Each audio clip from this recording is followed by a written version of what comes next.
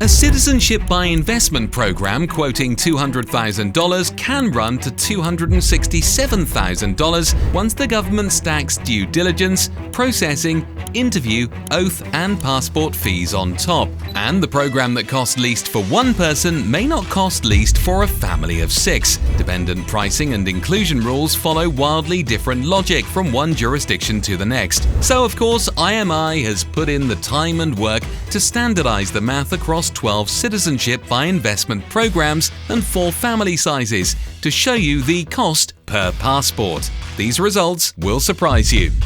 Every program we'll talk about in this video offers citizenship routes beyond donation, like real estate, government bonds, and business investment. So today's comparison isolates the lowest cost qualifying route in each country, because that's what determines the floor. We standardized family composition across all programs for a single applicant, a family of 4, a family of 6, and finally, a family of 8. Children are under 12 in every scenario, which means no due diligence. Fees trigger in programs that only charge more above 16 or 17. Real-life families look different, of course. Add a teenager, a parent over 55, or an adult sibling, and the totals shift, sometimes by tens of thousands of dollars. So, having said this, every total we discuss today includes the base donation or minimum investment, processing fees, due diligence, interview fees, certificate and oath charges, and passport issuance. These are fixed government costs, regardless of which agent files your application. The only excluded costs are agent fees, tax, courier charges, and other ancillary stuff that IMI cannot standardize. Let's first start with the 2 of the newest programs on the market, São Tomé and Príncipe and Nauru. Both currently price their base contribution at $90,000. From that shared starting point, the fee structures diverge in ways that favor São Tomé at every family size. São Tomé charges a flat $5,000 submission fee and $750 per person for documents. No separate due diligence fee. Each additional family member costs $5,750. Nauru layers more. Each additional member adds $2,000 to the contribution and $2,000 in application fees. Due diligence runs $6,000 for the principal applicant and $3,000 per dependent age 16 and over. For a single applicant, São Tomé costs $95,750 versus Nauru's $101,000. For a family of 4, it's $103,000 versus $116,000. The gap only reverses at a family of roughly 12, but for any typical sized family, São Tomé is the least expensive program in the world right now. Nauru's pricing is a limited time offer that expires June 30th, 2026. After that, the base contribution rises to $115,000 and the spread widens further. While neither passport opens the Schengen area, the UK or North America, Nauru's offers 87 visa-free destinations, though that number took a hit when the UK revoked access in December 2025, and São Tomé's covers 75. Now for the Caribbean, where 5 sovereign programs sit between $258,000 and $270,000 for a family of 4. That's a spread of just $12,000. Inside that band, the ranking shifts with family size, and 2 widely held assumptions about Caribbean pricing turn out to be wrong. So listen carefully. St. Lucia's National Economic Fund is widely quoted as the Caribbean's priciest option. That's a conflation of 2 different routes. The administrative fee layer of $30,000 to $45,000 applies to real estate applicants, not NEF donors. What actually sits on top of the $240,000 contribution is $2,000 in processing for the main applicant, plus $1,000 per dependent, and $8,000 in due diligence for the main applicant, plus $5,000 per dependent age 16 and over. Family of 4 total, $258,000. Per passport, $64,500. That edges out every other Caribbean program at this family size. Grenada is just $300 behind at $258,300. The NTF donation is $235,000 for a single applicant or a family of up to 4. But for families larger than 4, each additional dependent under 55 adds $25,000, while siblings cost $75,000. That escalation pushes Grenada's per passport cost higher than St. Lucia at every family size above 4. Antigua and Barbuda runs 2 donation funds with slightly different fees. The National Development Fund costs less for families of 4 or fewer. The University of the West Indies, or UI Fund, costs less for families of 6 or more, at $36,988 per passport for a family of 8. The UWI Fund delivers the Caribbean's best value for large households. Antigua and Barbuda also cast the widest eligibility net in the region: spouse, children under 30, parents and grandparents over 55, and unmarried siblings of any age. Dominica offers the Caribbean's lowest solo entry at $210,361 through its Economic Diversification Fund.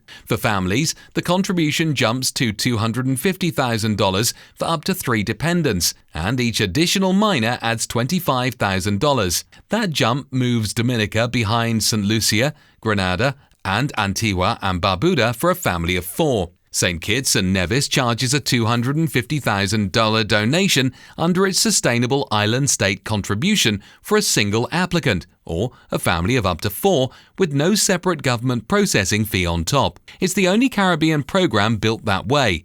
But due diligence runs $10,000 for the main applicant and $7,500 per dependent aged 16 and over. Beyond the initial 4, additional dependents cost $25,000 each if under 18 and $50,000 if 18 and over. Outside the Caribbean, Turkey sits alone at $400,000 for a real estate purchase with a 3-year hold. Spouse and children under 18 ride on the same application at no additional CBI-specific cost. The mandatory government costs above the investment itself run approximately $5,000. Turkey's dependent eligibility runs narrow though: no parents, no adult children, no siblings. Egypt charges a $250,000 donation, plus a flat $10,000 state fee regardless of family size. But the fine print matters. The spouse does not receive citizenship simultaneously. However, she becomes eligible through spousal naturalization after 2 years.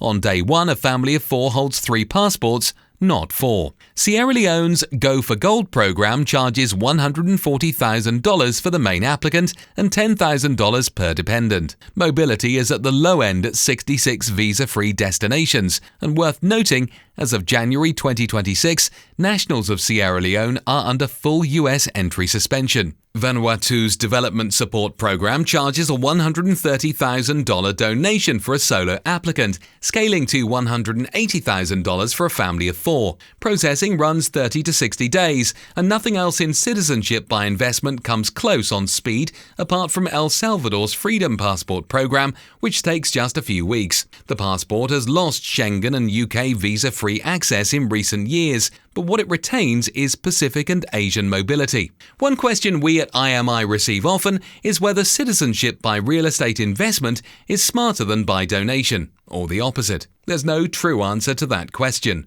but on paper, donation routes produce lower mandatory costs for every family size. Caribbean real estate routes layer government fees of $50,000 to $100,000 on top of the property investment itself. But the case for real estate is capital recovery. A $270,000 Grenada property sold after the 5-year hold could return most of the outlay. If it does, the net unrecoverable cost for a family of 4 drops to roughly $38,300 or $9,575 per passport. That would be the lowest effective figure in the Caribbean. Turkey's open market model makes things even more interesting.